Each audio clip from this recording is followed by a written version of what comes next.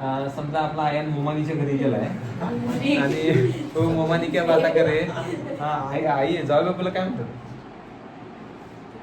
जाऊ बापूच म्हणतात. अरे बोल.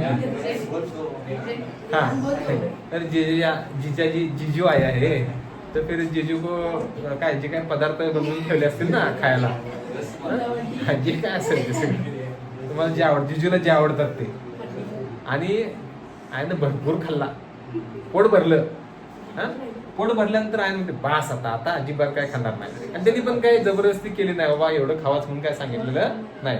बास आता याचा अर्थ तो कसा झाला? सॅच्युरेटेड. कोणी सांगितलं का? जबरदस्ती केली का? आता त्याला आपण म्हणलं 100 विरघळतात ना, बास याचं पोट भरलंय, आता याच्या पुढे विरघळणार नाही, फिक्स.